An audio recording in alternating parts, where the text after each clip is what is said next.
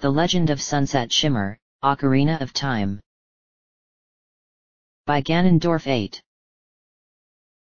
February 22, 2015. Chapter 44, Revisiting the Past. I had a feeling you were going to suggest going back to the Kokiri Forest, said Spike. It's where this journey first started, so I figured if I were to go back somewhere that I've already been to before, it might as well be the forest as it's the most familiar to me. We won't be staying there for very long though, as I don't think there are many secrets, I said. Well, there is the Kokiri sword, which I strongly recommend you pick up because you don't want to experience what you had to deal with again, just like when you faced Dead Hand, and there are some patches of soft soil to be found in the forest in addition to the Lost Woods. Aside from that, there really isn't anything else for you to find with the weapons that you have, and none of the songs you have received for the Ocarina of Time will reveal anything, said Spike. What about talking to people? I asked. In this time, the events that we've seen in the future haven't happened yet, so you're going to be treated the same as you were before pulling the Master Sword. A word of advice is to not mention anything about what happens, as that would give off a really bad impression. It also means keeping those medallions hidden at all times, for they are items from the future which don't exist here yet, said Spike. Before we even go to the forest, I first need to run some ideas in my head about which places we're going back to check out. I'd say that we'll be able to visit 3 locations again until we have to return to the future, so which places would be the best ones to visit? The forest is definitely a must, as I need that sword in case I have to come back to the past again, I said. In truth, I really wanted to visit all of the locations I've been to, but I knew Applejack needed my help in the Shadow Temple, and I wasn't about to leave a friend to deal with the horrors that lurk in that place. Just thinking of putting my own needs ahead of a friend's due to wanting to backtrack made me feel like some kind of hypocrite, as I wanted to do one thing, and should be doing something else. That's when I realized Spike mentioned the soft soil, and that I had some magic beans on my person which I need to plant. This changes everything, as there were places all over Hyrule where they needed to be planted. We need to use the magic beans, but how am I supposed to travel about without a horse, and with the limited amount of time that I have? You have the warp songs which Sheik has been teaching you, so you can use those to warp around, which actually would be the way to go. Walking around is going to take a long time, and have you forgotten what happens at night when the sun goes down in this time period? Asked Spike. Those Stal children are back again, I asked. From our perspective that would be the case, as it's been years since we last saw them, but from the perspective of time itself, they haven't gone anywhere, as the evil has yet to cover the land in darkness. We're not that far from the Kokiri Forest anyway, so you can just walk over there, but I hope that you aren't afraid of the Stal children. After all, you've had to fight much worse monsters than them, although you have done your best to avoid them in the past, replied Spike. I have no intention of running away, as I can just use my magic to destroy them, and it's not like I'm going to spend the entire night blasting away at countless bags of bones, given that we're once again in a race against time. I'm just surprised that my nerves haven't shattered to pieces because of all this pressure I've been given, but then such things are nothing compared to what I experienced back in the human world, I said. With the decision to go around and plant all of the magic beans, I began to make my way to the forest as the sun was just starting to go down past the horizon, and as soon as the moon began to rise, the Stal children started to pop out of the ground in droves. They noticed me almost straight away, and proceeded to follow, but I wasn't about to let them catch up unless they decided to rise up in front of me. Elsewhere, Applejack was having a conversation with the man I know as Discord, even though Guru is his real name, and it was quite the lopsided talk in that Discord was giving her quite the run around. The problem was talking to him about was regarding as to whether her plan had been discovered due to what she had been told prior. Oh ho! If it isn't Lady Impa! It's been far too long since your last visit, yet it feels like you were here the other day," said Discord. Guru! What has happened to you? Why are you acting in such a baffling manner as this? Asked Applejack. You mean my erratic behavior? About several hours ago, I was having a lot of fun being happy and trying to come up with a musical theme for this windmill. Everything was just going smoothly until my life was changed when someone came in here, and decided to drain the water from the well. I had no idea that I had all of this chaotic energy stuck inside of me, but now I feel relieved knowing that I can finally embrace it without having to hold back," replied Discord. So someone did come here before I did, said Applejack. That they did, and they intended on draining the well, said Discord. My plan to come here and cast the sealing spell has indeed been compromised, much to my dismay, but how was it uncovered so quickly and without my knowledge? Is it possible that someone in the village is one of Ganondorf's followers, and drained the water as a means of slowing down or even preventing my plan? No, that would be impossible, as no one in this village would ever serve him. All those of Kakariko swore their loyalty to the royal family, and they still do even though his life has been lost. Guru, do you know who came here before me? Asked Applejack. To think that I could have spent the next several years living out a lie, replied Discord. Guru! Shouted Applejack. No need for you to shout, Lady Impa, as I know you're standing there, although you could stand over there if you want. Yes, why not do that instead, as it might make you feel a lot better, said Discord. Please stop with that incessant babbling, and answer my question. Do you know who came here? Asked Applejack. You should take a vacation one of these days, as you look like you're getting really wound up, but I do know who paid me a visit, although I never did ask for her name. She was such a small girl who wore strange clothes, and was accompanied by a magical creature. I do seem to recall her playing an instrument, an ocarina, and played a strange song which caused it to rain, and then the windmill began to increase in speed until it was going so fast that not even I could follow its movement. Such actions from this girl caused the water to drain in the well, and then she left without saying another word. That song is one that I will never forget, because it has ruined this gorgeous apparatus forever, replied Discord.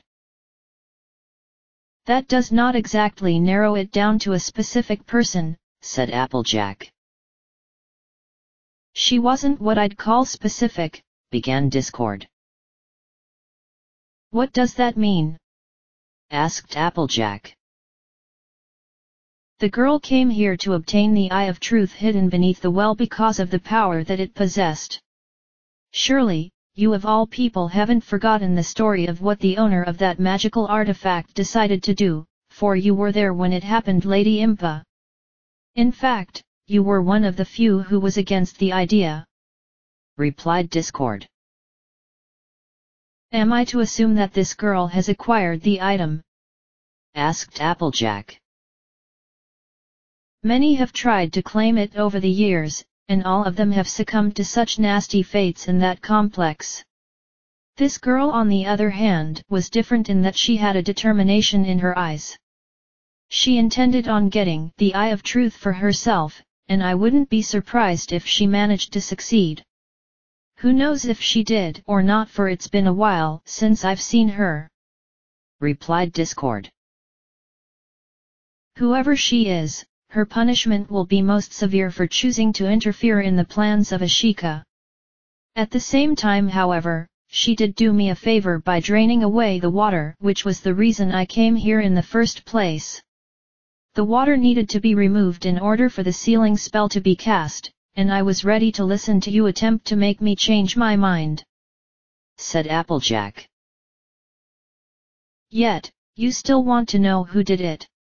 asked Discord. "I have a suspicion as to the identity of this girl, but why would she choose to come here? I suppose that there is no point in trying to figure things out, for the girl has already gone, and I would be wasting my efforts trying to find her," replied Applejack. She then began to pace about back and forth, wondering about who could have done her anointed task without even realizing it. Deep down in her mind, she suspected I was the one who drained the water, and that is the truth, because I needed to in order to get the lens of truth. It was necessary to acquire the lens to be able to explore the Shadow Temple, and I needed all of the help I could get when it came to going through a dungeon which reeks of the undead. Speaking of the undead, I was having my hands full dealing with an endless swarm of Stal children on my way to Kokiri Forest. When one was destroyed, another immediately takes its place. "How many have I destroyed now?" I asked. "That should be your 36th one now within the last 5 minutes, replied Spike. "And this is going to last until the sun comes up?" I asked. "Stal children are very persistent and will never stop hounding travelers who cross Hyrule Field at night. This is why only the bravest and foolhardy choose to come out here when the sun goes down, for most aren't warriors but rather regular people. If it's any consolation for you, the entrance to the Kokiri Forest is just over there down that pathway, so you don't have much further to go," replied Spike. "While my magic has been able to take care of these things, I am starting to get a little tired and I need to conserve my power before I end up being unable to use it, and you should remember what happened during that time back in Dodongo's cavern," I said. "I never would have guessed back then that your magic had a limited amount of use," said Spike. "Oh, I have an infinite amount due to being a unicorn of Equestria, but I can only use it for so long until I get exhausted.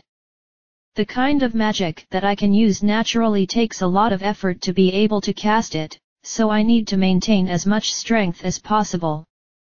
Using my magic too much at once is never a good thing, but I'm not as nervous about it as I used to be. Even if I were unable to use my natural abilities for a lengthy period, I have enough confidence in my skills to use the weapons I've picked up in the dungeons. Well, as much confidence as I can muster up," I said. "Want to make a run for it?" asked Spike. "I hoped you'd never ask," I replied. With that, I began to run in the direction of the forest entrance, and that meant having to bowl my way through the Stal children who were blocking my path. As I knocked several of them over using my own body, they shattered to pieces, although this didn't really mean anything given that more of them continued to pop up from the ground in an endless stream. Once I had reached the entrance and entered the sanctity of the forest, I found myself surrounded by the familiar trees despite it being shrouded in the darkness of the night. This was actually a good thing, as I didn't want to encounter the Kokiri, for they would most likely question if I managed to leave the forest or not, and I was running on borrowed time. Entering the village itself, I was relieved to see that no one was outside, so that meant they were asleep in their homes, but I needed to make sure of it, so I slowly walked over to the nearest house, and looked in the front door. This house happened to belong to Diamond Tiara, which gave me mixed feelings, yet there she was asleep in her bed, so my suspicions were correct. In the past she was someone who tormented me, but in the future she ended up changing her ways and started to respect me.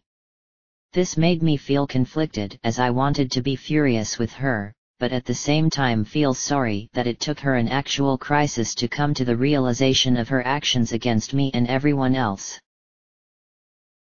You do know that you could be labeled as a peeping Tom, right? Asked Spike. I needed to make sure everyone was asleep as I want to complete my errands here without being slowed down.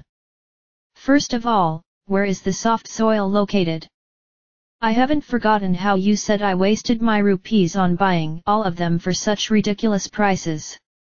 There is potential hidden in these little fellows, and my senses when it comes to magic are spot on. I replied.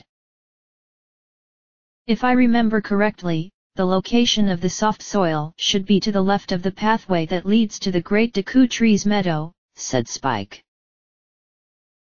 That seems quite out in the open, I said. None of the Kokiri ever really took notice of it as they aren't very good when it comes to gardening. Once you've gone and planted that bean, allow me to guide you to the location of the Kokiri sword as it's about time that you claim it, said Spike. It didn't take long for me to find the location of the soft soil, and seeing what it looked like made me think how something could sprout out of such a small space. Taking out one of the magic beans from my pocket, I dug a small hole and planted it before covering it back up. A few moments later and the bean began to sprout, which looked really cute, but then I was expecting it to grow immediately so that it could be used. How long do you think it will take for it to bloom? I asked.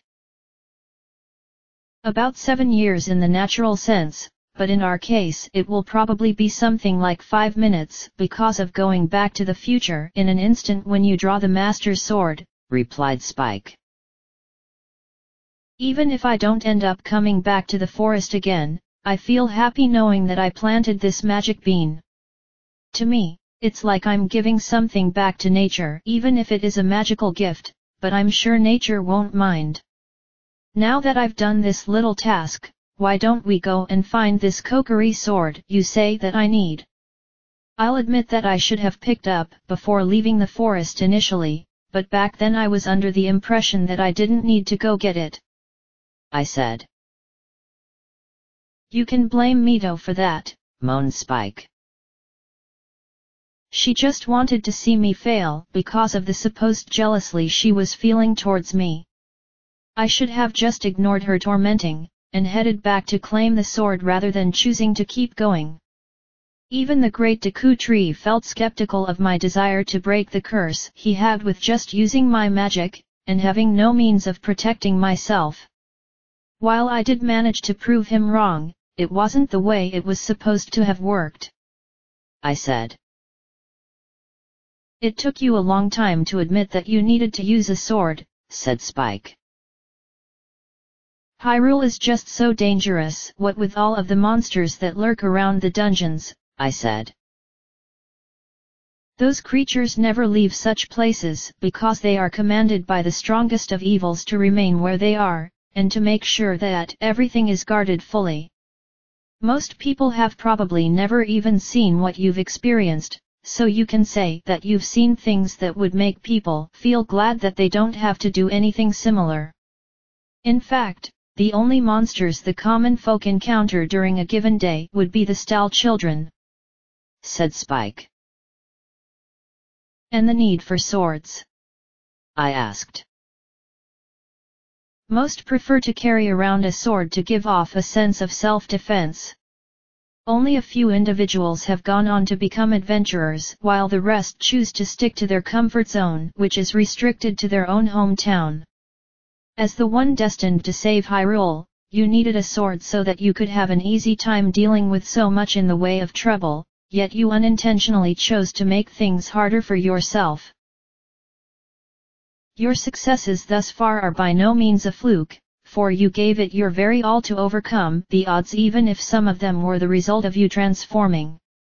But, you could have done a lot better had you been wielding a sword in this time period, or using the Master Sword properly in the future, replied Spike. Like I've said before, I'm not the kind of hero people expect me to be, I said. That's because you're different, and it makes you hard to figure out as our enemies expect something more. Anyway, why don't we talk more about all of this later, and get the Kokiri sword from its hiding place? Follow me, Sunset Shimmer, and make sure to keep quiet by not making any kind of sound. You did say you don't want to talk to anyone in fear of being delayed, so now you need to back up your words," said Spike. He then began to float ahead as a means of guiding me to where I needed to go, but I couldn't help but feel that he just poked fun at me for wanting to take a more safer approach. This did give me a chance to see the one part of the forest that I didn't get to see before, and it led to a small fenced area which looked like it was made for sparring sessions, that or provide information given how there were signs located all over the place. "What's the deal with this area?" I asked. "This is where you can practice all of the different moves at your disposal," replied Spike. "Kind of a pointless place now if you ask me," I said.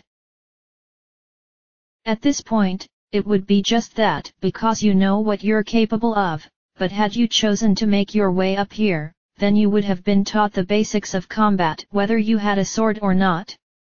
There is one among the Kokiri who loves combat despite the fact that he has never actually done anything of the sort in his life, so he teaches anyone who is interested here," said Spike. "Who has shown interest?" I asked. "No one, because the Kokiri are about having fun, and not needing to fight in order to solve a problem. Do you see that rock over there?" asked Spike. He floated slightly in front of me, and I looked in the same direction where a few feet away was the rock in question, but why was it situated there all by itself? Surely that kid couldn't have brought it here on his own, as it must weigh quite a bit, yet I've been able to lift, push, and pull objects that were much heavier than this. "He uses that rock as part of his training to other Kokiri by having them target it, and performing their various moves to see what they can do. Of course, if he had anyone come here to train, then it would make a lot of sense, but since he's often here by himself, he just pretends like he's training, as what else is he supposed to do?" "I kind of feel bad for not coming here," I said. "Don't be, as you were never told that this was here, so if anything I'm the one at fault," said Spike. "Do the Kokiri at least know how to use a slingshot?" I asked. "Some of them have professed an interest in using one, but the only one that ever existed in the forest is what you currently have in your possession. At least they know how to use Deku sticks and Deku nuts, because those are found all over the place, and they are available in the Kokiri shop, which is the building with the red roof. With the forest being in constant peace, what with the great Deku tree serving as the guardian, the Kokiri have never felt the need to want to take anything seriously," replied Spike. "And yet you know what happens," I said. "The great Deku tree died as a result of Ganondorf's desire for the spiritual stone, and without his protection, the forest would. But such is the way of life. Perhaps in the future the children will realize they can't rely on the protection of the Deku tree sprout, so they need to handle such dire situations on their own," said Spike. He makes it sound like they aren't capable of looking after themselves, yet I believe the Kokiri act the way they do because they feel too complacent with their lot in life. Spike then turned his attention to a crawl space which was pretty obvious to spot, and probably was the intention because a sign next to the hole explained how crawling through such spaces works. "The Kokiri sword is on the other side, so please go through and claim it." "Are you telling me that this sword is hidden beyond something so simple?" I asked. "Yes," replied Spike. "Don't you think that it looks a little too easy considering that it's supposed to be a hidden treasure of the forest?" If it can be accessed without any trouble, then surely it would have been picked up a long time ago, I said. Like I said, they don't use swords, so the weapon has never been taken despite how easy it is to find. Even though you're merely borrowing the weapon while you remain here in this time, technically it will be yours to keep as no one else will ever be able to figure out how to use it. In fact, they've forgotten altogether as to the location of the treasure chest that contains the sword, said Spike. Would they be able to recognize it? I asked. As it's the only sword that exists in the forest, they will know what it is despite not seeing it for so long, replied Spike. So I need to get it and get out of here without waking anyone up, I asked. Exactly, and that means no screaming when you have to overcome the trial to make it to the chest, replied Spike. Getting onto my hands and knees, I crawled my way through the crawl space until I came out into a small clearing that branched off into two paths. While I was thinking about what this trial was which Spike mentioned just now, I failed to pay attention to the huge boulder that was rolling its way towards me. Lucky for me then that I came to a stop, all because I thought I saw something in the bushes. When it was clear that nothing was hiding there, I turned my attention to the boulder which continued to roll around, and I looked at Spike with a frowning look on my face as though I weren't impressed at all. This is what would prompt me to scream? I asked. It's pretty serious to the Kokiri, replied Spike. Yet as we both know, I'm not one of them, and not to mention that I've had to go through much worse than this. All I need to do is wait for the boulder to roll on by, and then make a break for that corner over there, I said. As soon as the boulder rolled past me, I made an immediate dash across the clearing, and turning to the right where I stopped in front of a big treasure chest. I seriously thought that the sword was just going to be lying on top of this stump, but the fact that it's been placed in a chest is a thoughtful gesture. So the weapon is in there? Yes, and it's yours to claim, replied Spike. Then what is with the message on the sign? I asked. That is a reference to the Know-It-All brothers, replied Spike. And they are? I asked. 3 siblings who are quite knowledgeable when it comes to how one would use their items and weapons, and knowing how to understand maps. Their advice is most helpful because they are intricate with their details, but they do tend to drag on with the explanations. If you had any questions, the Know-It-All brothers would be the ones to speak to in order to get your answers. This would have made the early stages of your journey much more simpler, but you decided to go on your own terms. Also, I neglected to mention them to you, so again it's my fault for not having told you sooner, replied Spike. It all worked out in the end, I smiled. It was also more enjoyable than had you gone and done it in the intended way, added Spike. Walking up to the chest and opening it up, I reached out with my hand and picked up a rather short sword which had a beautiful gem etched into the hilt. There was also a scabbard, so I took that and attached it to the back of my tunic via the strap, but then I had the urge to just swing it around a few times. By doing so, I discovered that it was pretty light for a sword, and for some reason it just felt right to me. It wasn't as clunky as the Master's sword, but at the same time the obvious drawback was evident, which Spike noticed in my disappointing expression. The Kokiri sword lacks the range, so you'll need to get in close to the enemy if you want to defeat them. Also, as I said before, its lack of power means that it will take twice as long to defeat a monster, but this is the best weapon you can possibly get here. What about a shield that I can use that isn't heavy? I asked. That would be a Deku shield which is sold in the Kokiri shop, yet I've heard that a couple of them are hidden somewhere in the kingdom. Despite it being made of wood and bearing a rather crude symbol on the front, it's actually a pretty sturdy shield which can protect you from even the harshest of blows. Its one weakness is that it will burn to a cinder if you get set on fire, or are hit with any kind of fire-based attack," replied Spike.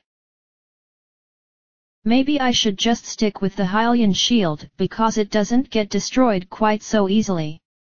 I guess this means we're truly finished here as there is nothing else left in the forest.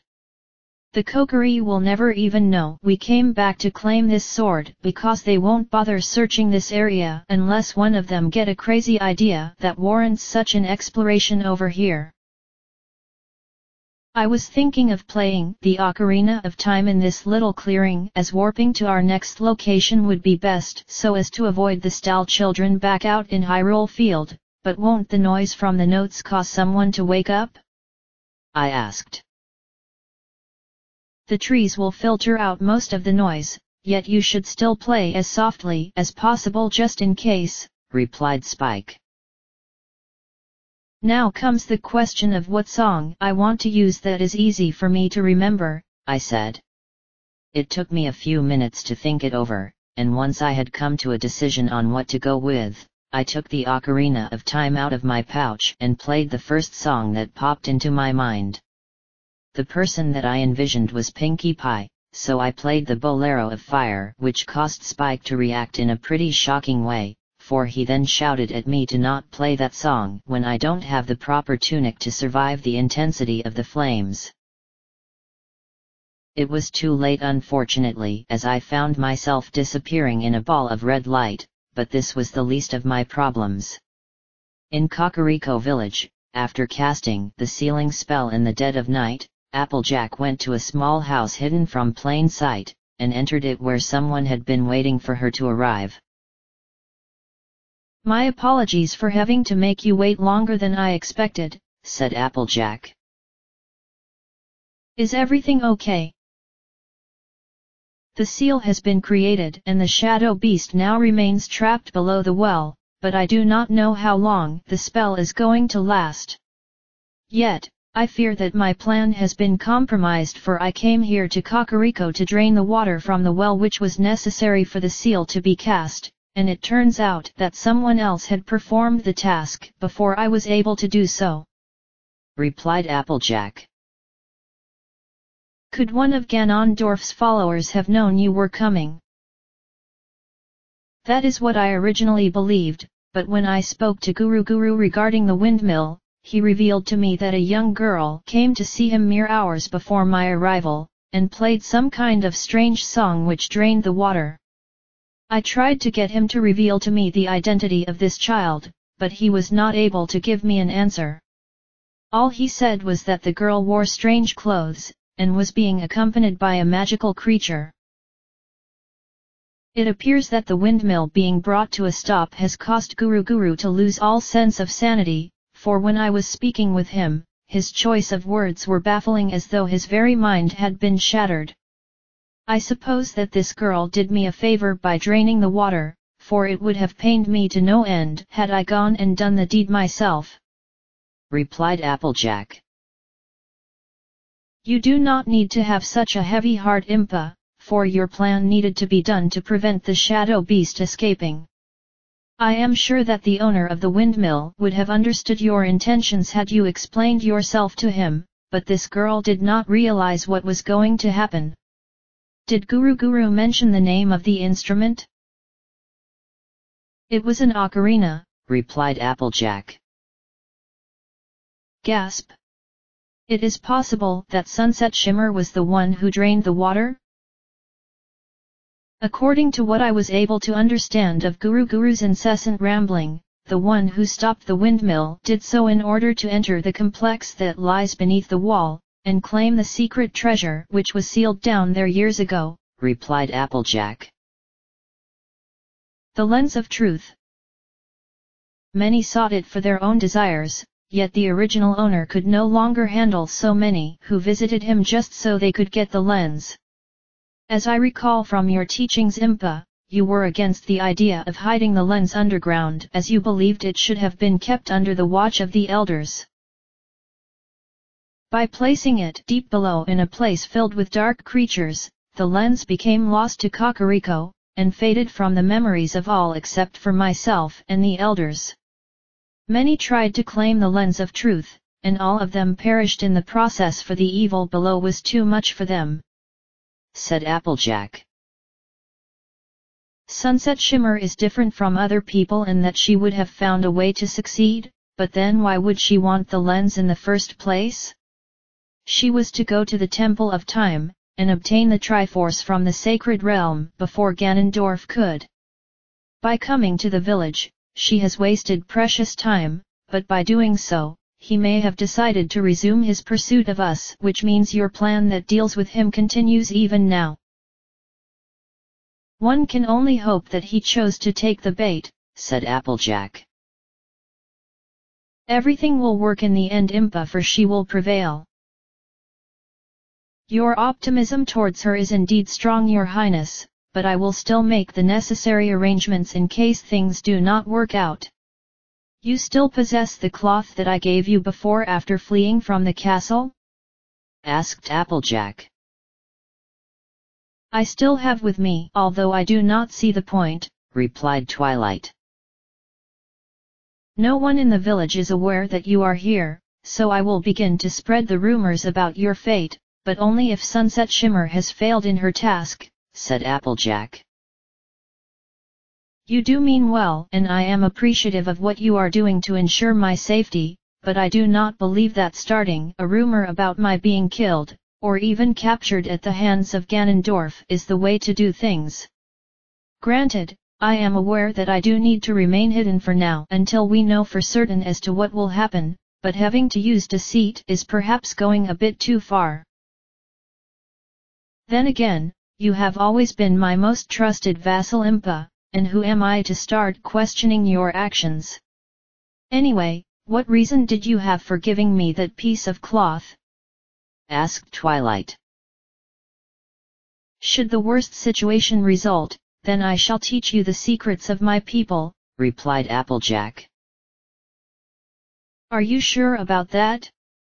After all, such knowledge is not meant for those who are not members of your tribe, said Twilight. Remember that I am the leader, Your Highness, and so it falls unto me to determine who is permitted to know the secrets, and who is to remain unaware of the actions of the shadow folk.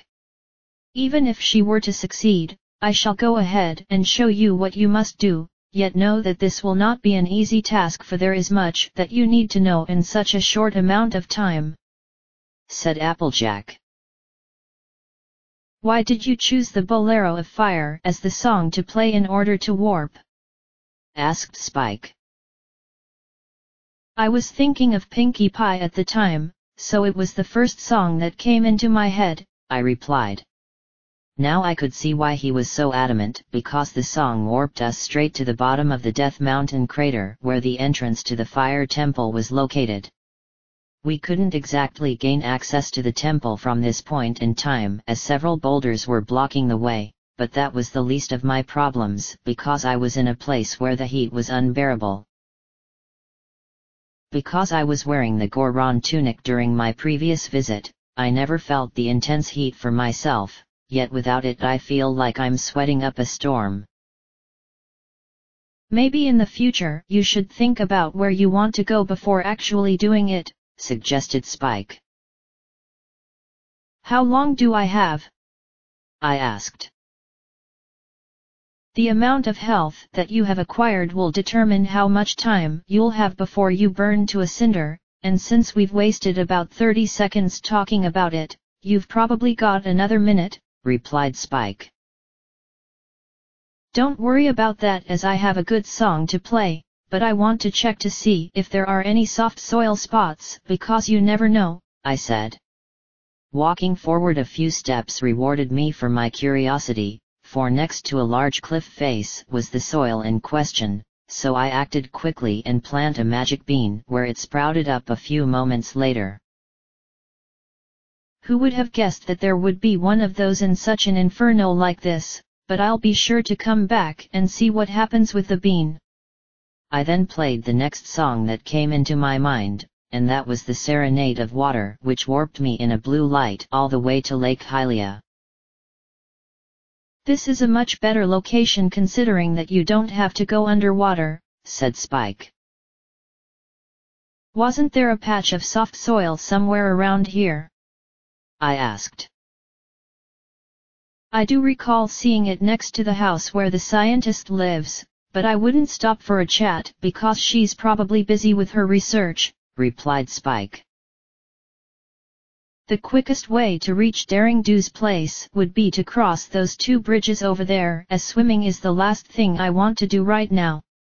By the way, there was another reason why I chose to warp to Lake Hylia, and it has to do with the desert. Of all the places we've been to on our journey, that is the one location we have yet to set foot in, so I was thinking that maybe we ought to check it out. I know that we won't be able to make much in the way of progress, what with the Garudoa's fortress currently being on lockdown, but I think we should see it for ourselves at least once, I said.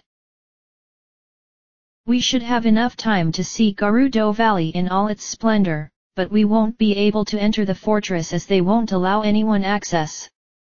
At this point in time, tensions between the Garudo and the Hylians are at an all-time high, and that was the reason why the king wanted an alliance in the first place. He wanted to bridge the gap between the two tribes, and maybe give some kind of concession in order to appease Ganondorf, but we know what ends up happening in the end, said Spike.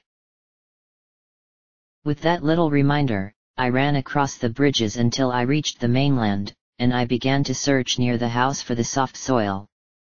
It was on the side which would constitute as the front wall, so I took out another magic bean and planted where it sprouted a few moments later. I was actually enjoying the idea of having a green thumb as this felt really relaxing, and I needed as much calm as possible, for soon my patience was going to be tested when the Shadow Temple beckons. Once I was satisfied with planting the bean, I ran towards the entrance of Lake Hylia, making sure to avoid the blue tektites who were strewn about all over the place, and when I left the area and entered Hyrule Field, I came to a stop because I remembered the sun wasn't up yet. That meant having to deal with Stal children again, but I didn't feel like wasting my time with them. Guess Garudo Valley is out of the question, I sighed. We've probably got another several hours before the sun rises, so I think it would be for the best to not attempt making your way there. Unless you believe that you can make it. Whatever decision you decide to make, I'll go along with it no matter what, said Spike.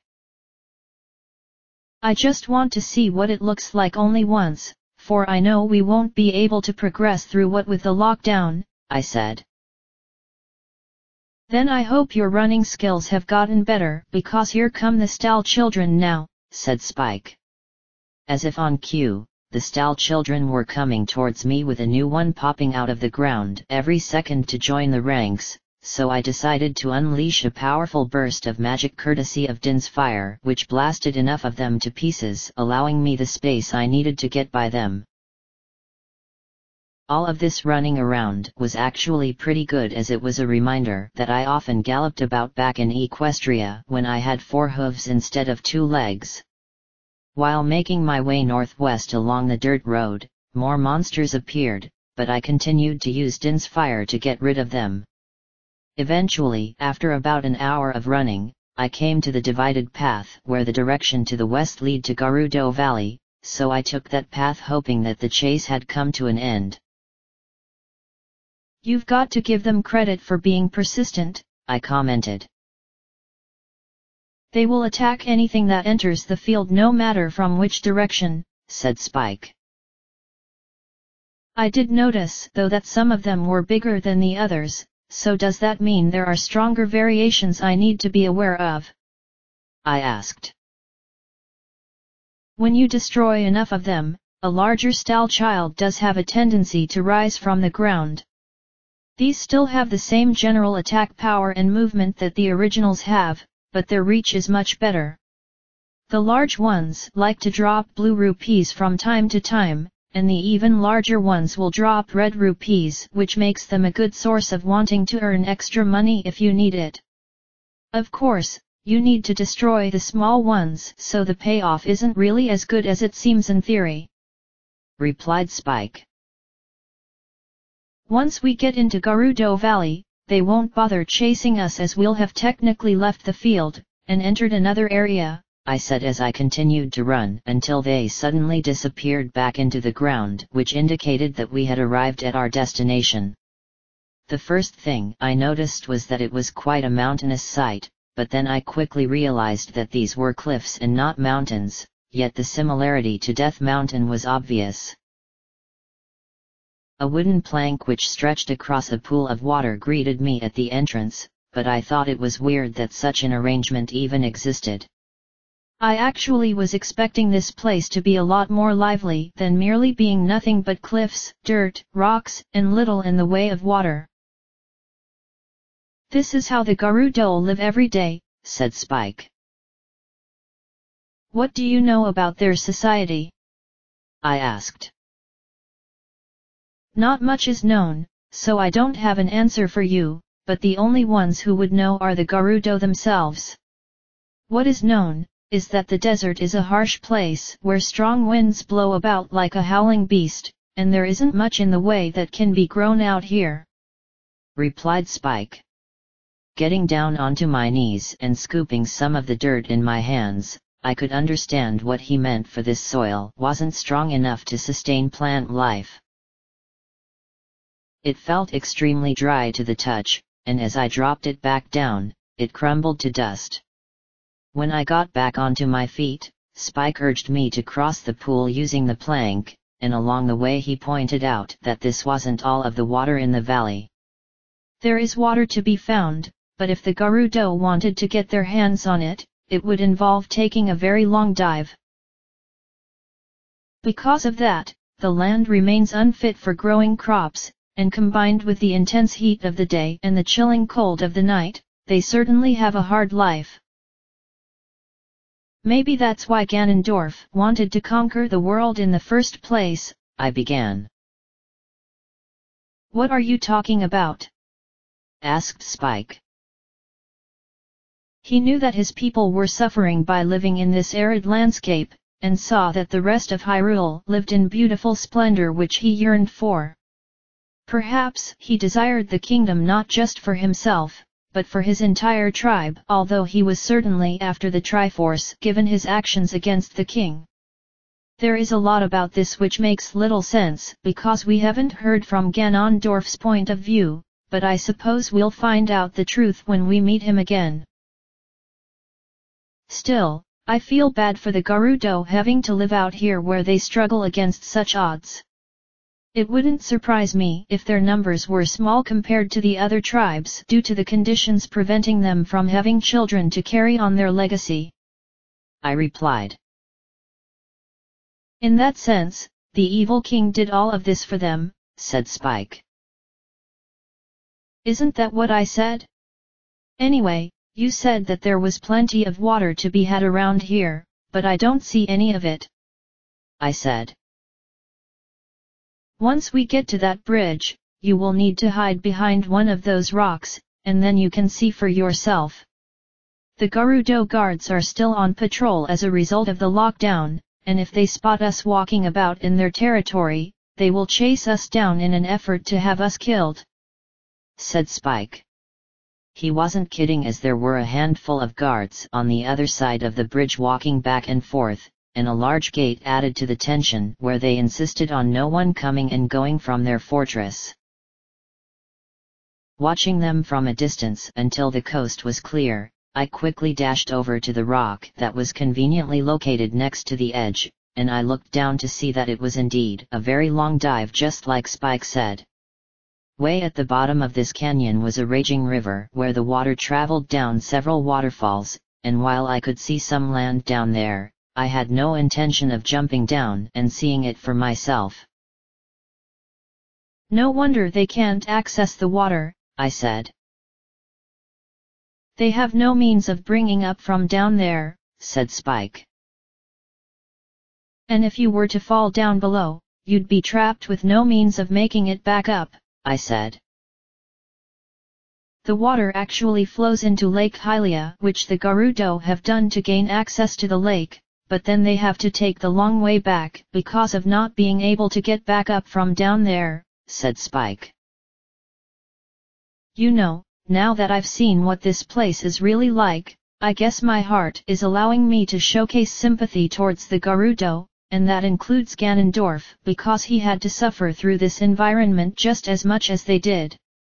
It must have affected him the most as he is their king, and so it falls onto him to make sure that the tribe is well taken care of. I think we should sneak back, and play the Prelude of Light as we've probably run out of time now. Applejack needs our help in the Shadow Temple, and I've done as much backtracking as I can, I said. Spike told me to wait for his signal to begin crossing back across the clearing, and when he gave it to me, I made another dash in order to get back over there without being seen. During all of this excitement, I began to think about Rainbow Dash, and what she may be doing at this moment in time. If I recall correctly, she had been punished for betraying Ganondorf, so I hoped she was still okay. So you're about to leave and begin your exile? No thanks to you, of course. You know, this is something you had coming for a long time because of the way you appeared to be relishing your position just to make me feel bad. At the same time though, you wanted to be stripped of your status because it meant no longer needing to be tied down by the great Ganondorf. I'm surprised that you figured that out so quickly. I've known you for a long time, Neighboru, so anything you may try to keep hidden is useless against me as I know all of your tricks. And you used that to your advantage in order to replace me as the second in command, and in turn make me appear as having betrayed our people in their eyes as well as those of Ganondorf. You always were the resourceful one who never gives up on her goals until she succeeds in achieving them, and you will resort to any means necessary, said Rainbow Dash. She then finished packing up her things in a small satchel before closing it up, making sure to double-check that everything was in it. What can I say? I'm moving up in the world, and no one is going to stop me. Under my guidance, Spitfire, you've truly managed to make a name for yourself, and now here you are having reached the highest level of status among the others. In your eyes, everything has turned out wonderfully for you, but what about your heart? Does it think in the same manner as your eyes?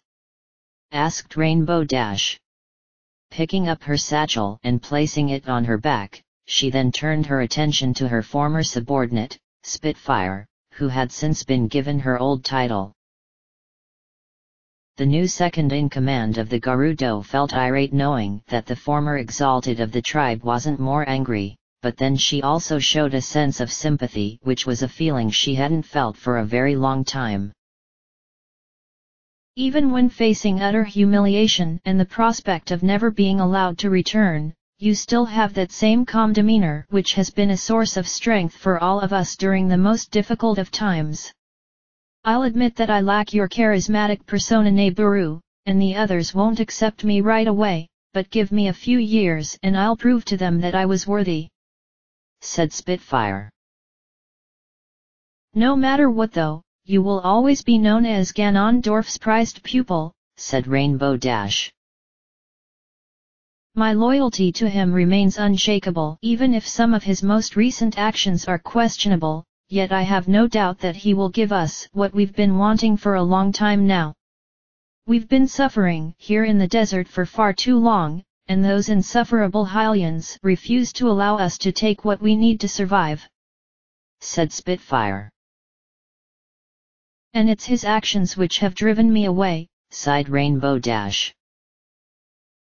You can always beg him for forgiveness, and at the very least he may allow you back into the tribe as some kind of slave, said Spitfire. It's too late for me, Spitfire, so anything I try to say to him will fall on deaf ears. The Gerudo will never forgive me because of what I have chosen to believe in, so this is where I must say farewell, as my exile to the desert colossus begins the moment I step out into the haunted wasteland beyond the fortress," said Rainbow Dash. She stared at the giant gate which leads to the desert, and a small tear trickled down her face which Spitfire noticed. In the heart of Rainbow Dash, this was a sign that she could no longer believe herself to be a Gerudo, for everything that she'd been taught was now nothing but a lie, yet she would continue on despite knowing that her fate had been sealed. There were no regrets to be had in her soul, yet she knew her actions had been condemned by the others, and she has to live with that for the rest of her days. Spitfire, even though you are responsible for my being exiled, I know that you will be able to carry on in my footsteps. You truly deserve to be the second in command from the very beginning, as you worked hard for it, and all I ever did was stumble into it all because of that one incident. You still remember that?" asked Spitfire. "I only received that position because of being there when I shouldn't have, and you were passed over in favor of me. Not a day has gone by that I wish that things could have been different, as that incident shaped us both into who we are now," replied Rainbow Dash. "Why bring this up now?" asked Spitfire. "My wish for you is to understand what it really means to serve as the second in command to one like Ganondorf. It may seem like I'm being philosophical, but I'm just telling you the way it is without holding back. You may have been a thorn in my side these past few years, yet I still view you as a sister. Goodbye," replied Rainbow Dash. After giving the signal to the guards standing by the gate, she then began to walk towards the entrance to the haunted wasteland, where every step would mean death if one wasn't careful. "You just had to say that, didn't you?" asked Spitfire. "My survival out there is slim, so I figured on going out with some meaning," replied Rainbow Dash. As soon as she had walked through the gate, the guards closed it down and she began her exile. All she had was what she had placed into satchel, and she would need to use everything she had if she hoped to survive in the desert, and not succumb to the heat, the monsters, or the twisted nature of the sands. To be continued. Chapter 45, Into the Infinite Darkness.